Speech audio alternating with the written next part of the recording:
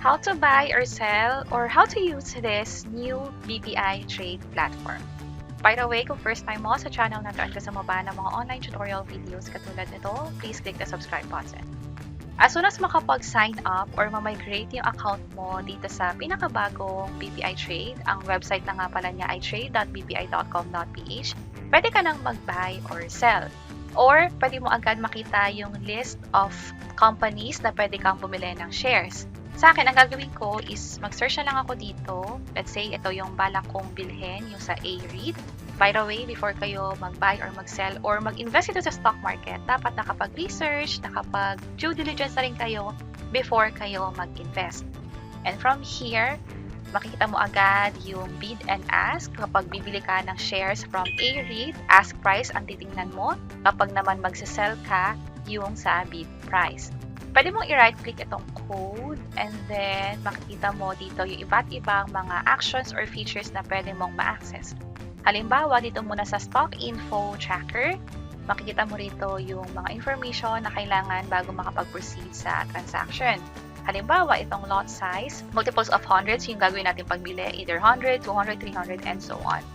Pwede nyo pang i-access yung ibang mga features dito. Halimbawa, yung sa analysis chart, meron din dito historical data.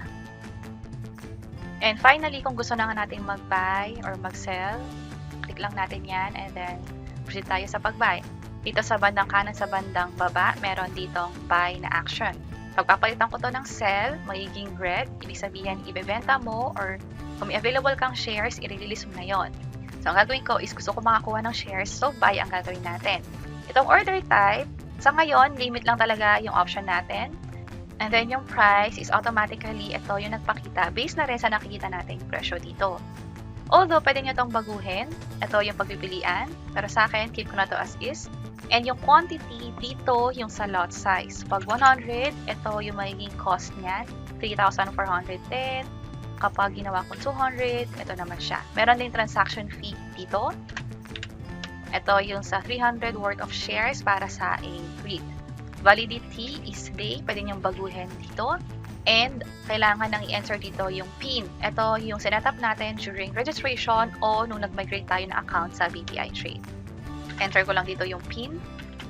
And proceed na tayo. Click ko itong buy. This time, i-double check lang lahat. And proceed na ako. Ito nga pala yung sa breakdown ng charges. Click ko na itong okay. At dito sa bandang taas, sa order book natin, completed na yung transaction niya. So, meron na tayong shares or additional shares from a REIT. So, ganun kadali gamitin ang BPI Trade para sa buy or sell transaction natin. At depende sa strategy mo kung long-term or short-term ba, pwede mo itong i-sell after tumaas yung presyo or i-keep mo muna or i-hold mo muna, lalo kung gusto mong mag-long-term invest dito sa a REIT. And sana nakatulong tong video na to. Kung oo, pakiclick ang like button. At para sa iba't ibang mga tutorial videos, pwede nyo i-check itong mga nasa baba. Sana makatulong and see you sa mga next videos. Bye-bye!